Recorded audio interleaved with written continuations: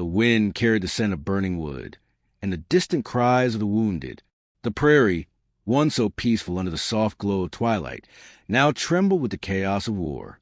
Clara Whitmore clutched the wooden beam of the porch, her breath tight in her chest. She had heard the stories of raids, of bloodshed, of people vanishing into the night, but nothing had prepared her for the reality before her. The Comanche warriors rode like shadows across the tall grass, their horses moving with deadly precision.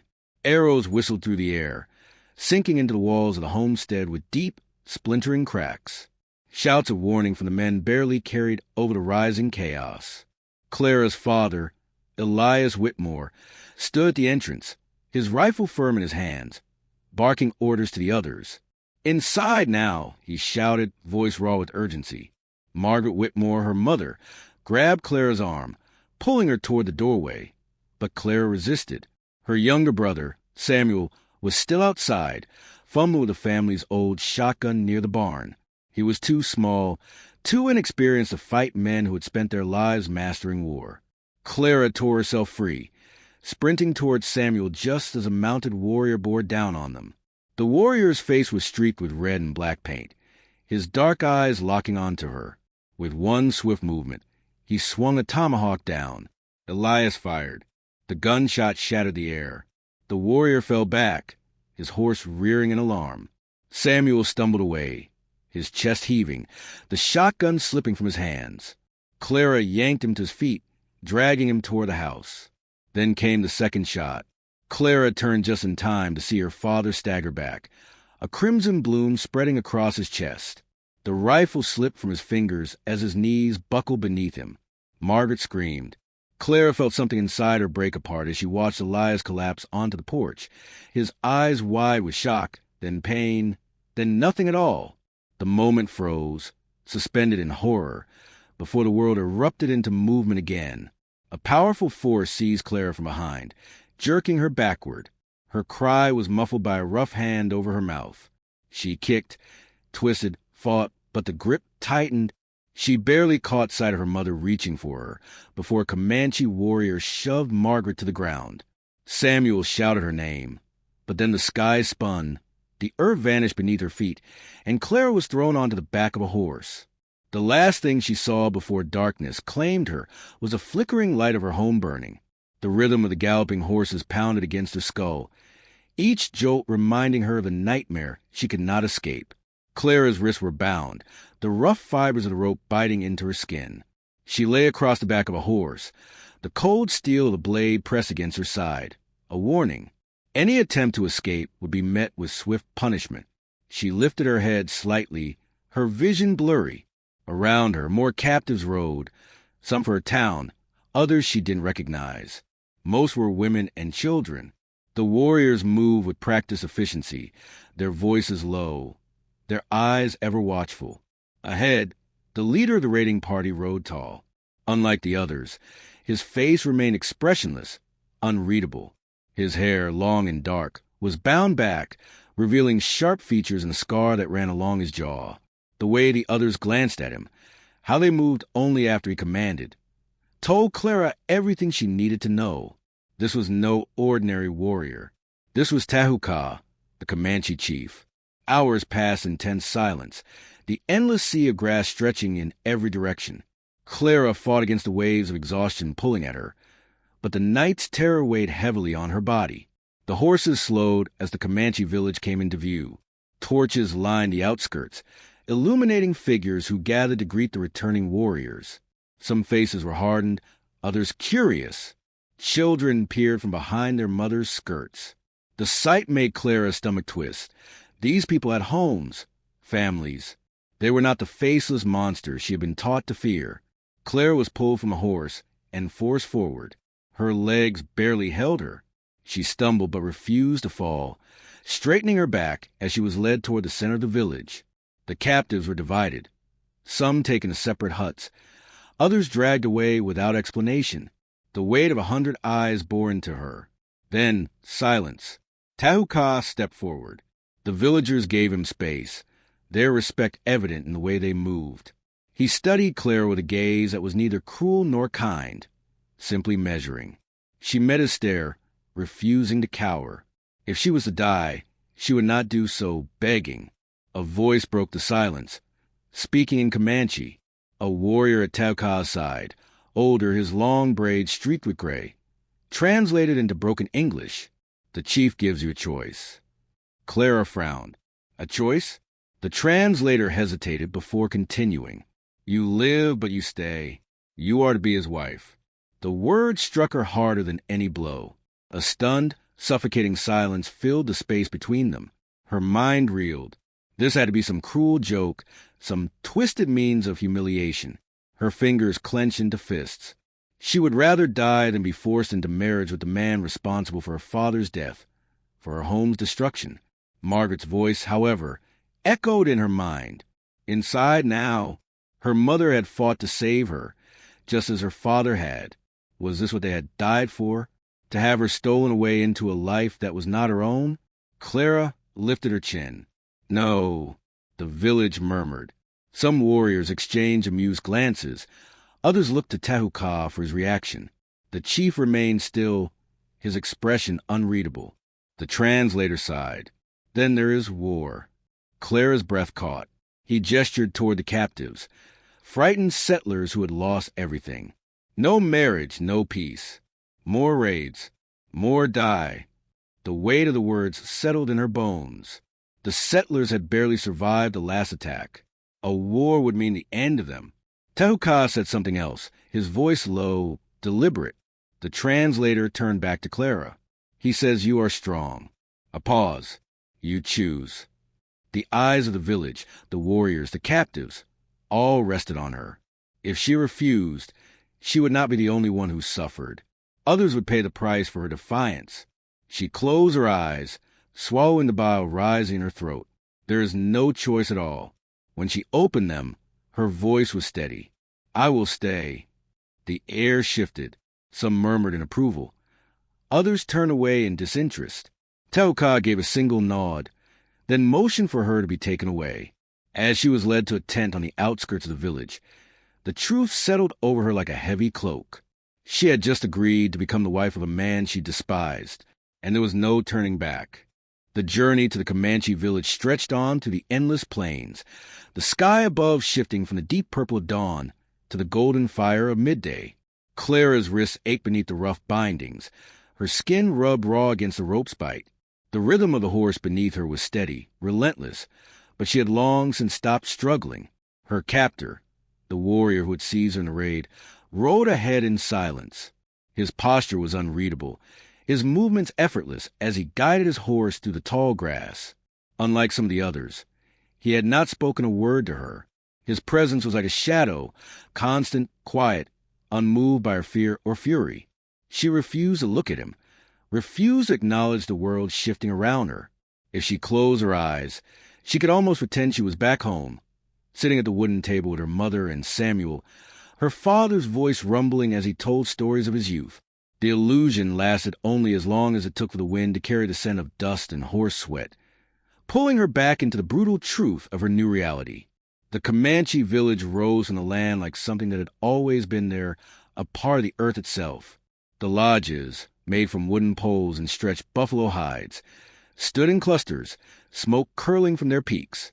Children darted between them, their laughter ringing through the air, untouched by the weight of war. Women pounded grain, tended to fires, wove intricate patterns into cloth. It was not the vision of savagery she had been led to expect. As the warriors returned, villagers gathered, some stepping forward to greet them, others watching in wary silence. Clara felt their eyes on her, the weight of their curiosity pressing in on her like the walls of a closing room. Some looked at her with pity, others with indifference. A few, mostly the older women, bore expressions of quiet disdain. A sharp tug on the rope bound around her wrists forced her forward. She stumbled but caught herself before she could fall. The warrior who had taken her, Nacho, she had heard one of the others call him, released her bindings and stepped back. The relief of freedom was brief, for as soon as the rope fell away, another hand gripped her arm, pulling her toward the center of the village. Tahuka stood waiting. The chief's presence commanded absolute attention, though he carried himself without arrogance. His long hair, bound in tight braids, hung over broad shoulders. His features were carved from the same unyielding stone as the land itself. Sharp cheekbones, strong jaw, dark eyes that revealed nothing. Clara forced herself to meet his gaze. She would not cower. One of the elders stepped forward, speaking in their language. Clara could not understand the words, but she understood the meaning. A ritual, a claiming. Tahuka lifted his chin slightly, addressing her in measured, steady English. You belong here now. The words twisted in her chest, foreign and suffocating. A woman approached, carrying a bundle of folded fabric. She pressed it into Clara's hands, soft doeskin, stitched with delicate patterns of red and white. A dress. Clara's fingers curled around it, but she did not move. Tahuka studied her reaction, then spoke again. You will be treated well. You will not fight me. Clara lifted her chin, defiant despite the trembling in her hands. You murdered my father, burned my home. Her voice was raw, edged with grief. Why should I not fight you? A murmur rippled through the onlookers, but Tahuka did not so much as flinch. There was no choice, he said simply. Your people would not listen. Anger burned through her veins, but before she could speak, an older woman, one who had watched her with disapproval earlier, stepped forward and took Clara's arm. Her grip was firm but not unkind.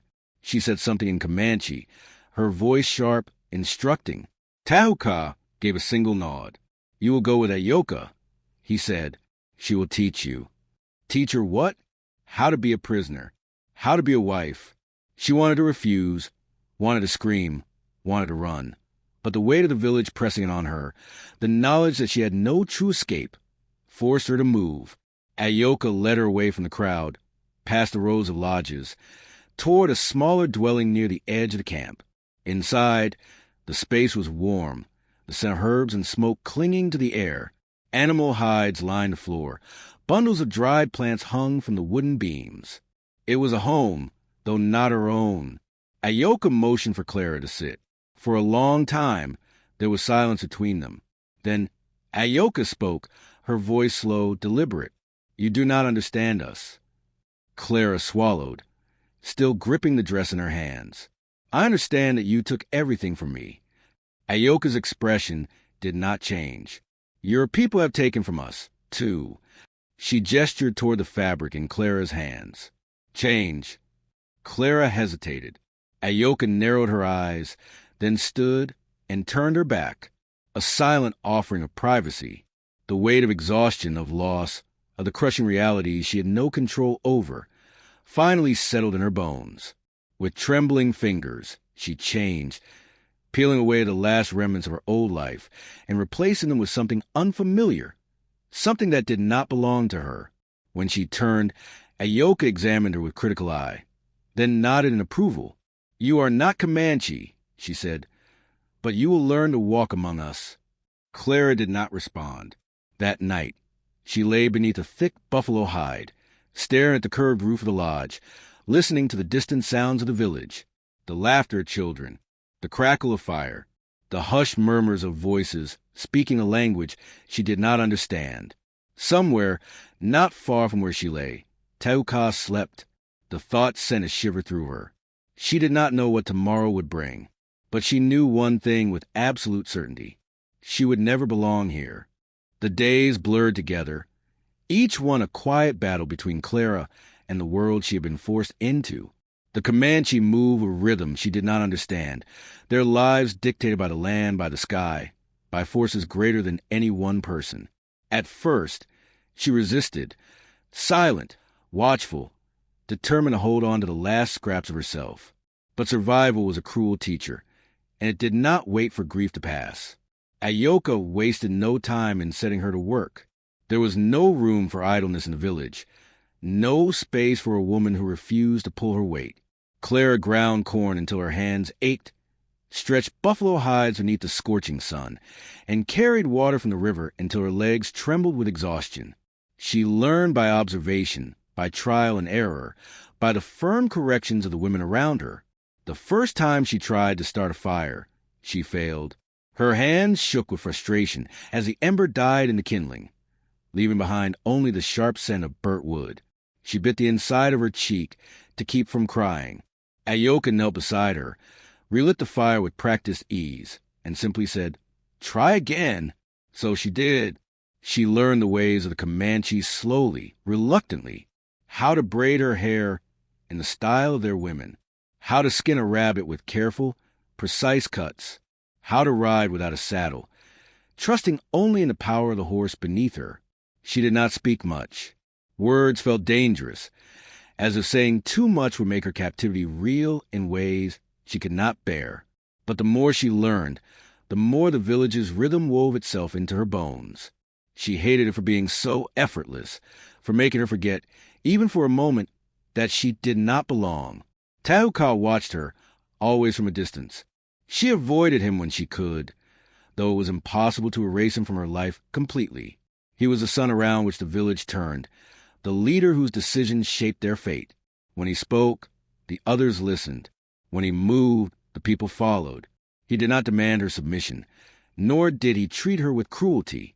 But his presence was a constant reminder of what had been stolen from her, of the life she could never return to. One evening, after weeks of silence between them, he found her by the river. She had come alone, seeking a moment's peace from the ever-watchful eyes of the village. The water reflected the setting sun, rippling with streaks of gold and crimson. She did not turn as he approached, but her shoulders tensed. You learn quickly. His voice was deep, steady. She did not answer. A long pause stretched between them before he spoke again. "Do you wish to leave?" The question sent a jolt through her. She turned then, searching his face for the meaning behind his words. His expression was unreadable, his dark eyes steady on hers. "If I say yes, will you let me go?" He did not look away. No. Anger coiled in her chest, hot and bitter. Then why ask? His gaze flickered toward the horizon. "Because I want to know if you will stop fighting what cannot be changed." Clara, clench your fists. "You don't understand what you've taken from me." Tauka's jaw tightened, but he did not rise to her anger. Instead, he said, "Come." She hesitated, but something in his voice, and the quiet certainty of it, compelled her to follow. He led her deeper into plains, where the land stretched wild and untamed beneath the darkening sky.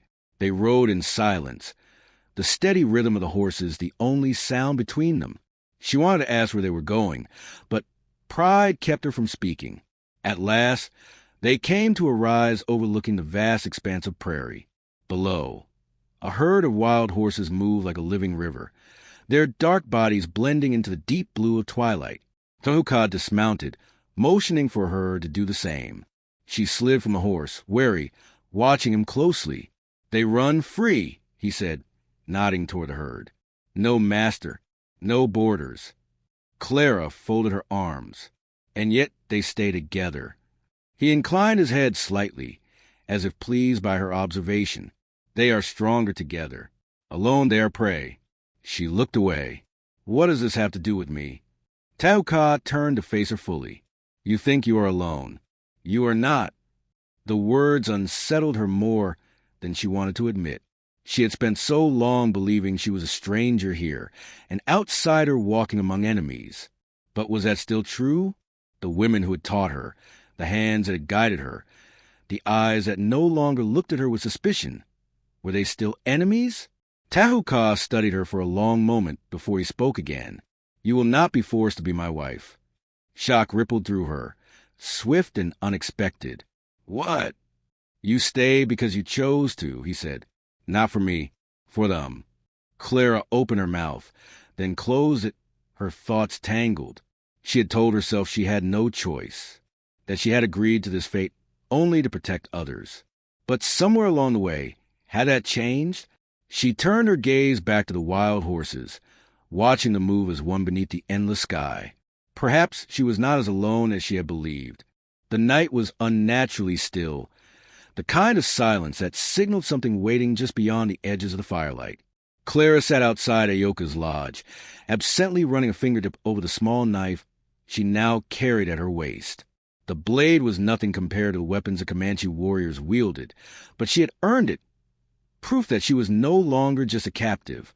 She had learned to ride, to hunt, to survive.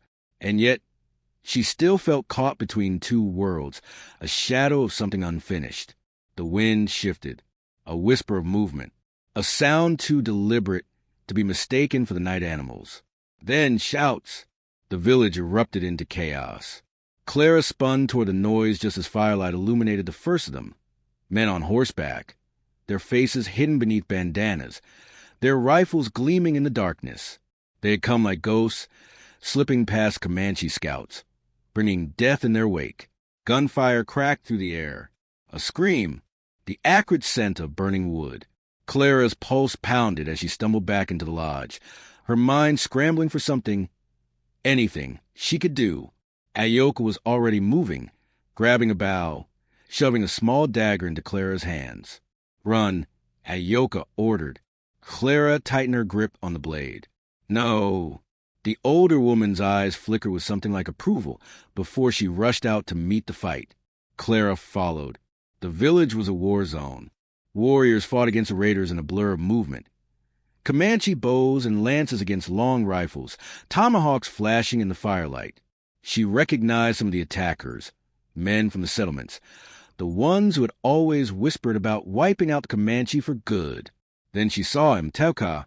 He moved like a force of nature, his body a blur of muscle and fury as he cut down a raider with swift, brutal efficiency. But there were too many of them. They had the advantage of surprise, of superior weapons. The Comanche were fighting back, but they were being pushed toward the center of the village, trapped. Clara's breath came fast and shallow. She had to do something. A raider broke from the chaos, heading toward the lodges, toward the children. Clara's feet moved before she could think, her body reacting on instinct. She sprinted, slamming into him before he could lift his rifle. He hit the ground hard, stunned, and she wasted no time. She drove the dagger into his side, feeling the sickening give of flesh beneath the blade. He gasped, choked, and then stilled. Clara staggered back, her hands shaking. She had killed a man, but there was no time for horror. More raiders were coming. A cry of rage split the night. Teuka. Clara turned just in time to see him locked in battle with a man she recognized immediately, James Holloway, the settlement leader, the one who had always spoken the loudest against Comanche, the one who had driven the settlers into a frenzy after her capture. Holloway swung his rifle like a club, forcing Teuka back. He was older, slower, but he fought like a man with nothing to lose. Clara's blood ran cold as she realized what was about to happen. Holloway wasn't just here to destroy the village. He was here to kill the chief, to finish this war before it could begin. Without thinking, she ran. Teuka blocked a blow, but Holloway was fast, raising a pistol, his finger tightening around the trigger. Clara didn't hesitate. She grabbed a fallen tomahawk, the weight of it unfamiliar but solid in her hands, and threw it with every ounce of strength she had. The blade buried itself deep in Holloway's back. He froze, his mouth opening in a silent scream, then collapsed to his knees. The pistol slipped from his grasp, hitting the dirt with a dull thud. Teuka turned, his eyes locking onto hers. For a moment, the world narrowed to just the two of them, the chief and the woman who had once been his prisoner. Then the battle raged on.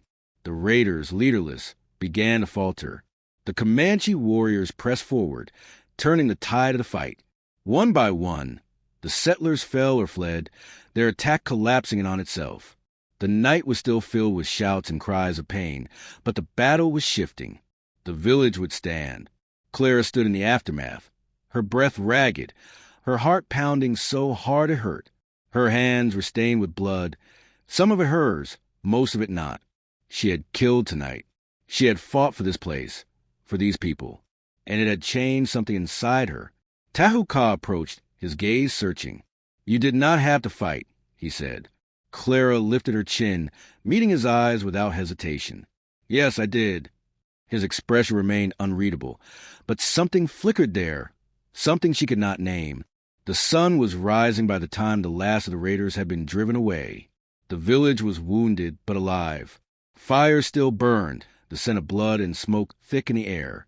But the people stood together, their spirits unbroken. Ayoka found Clara near the river, where she had gone to wash the blood from her skin. "You are not the same girl who came here," Ayoka said. Clara looked at her reflection in the water, her face smeared with dirt, her hair wild, her eyes sharp and clear. "No," she agreed quietly. "I'm not." She had been taken as a prisoner, but now she had made a choice. She belonged.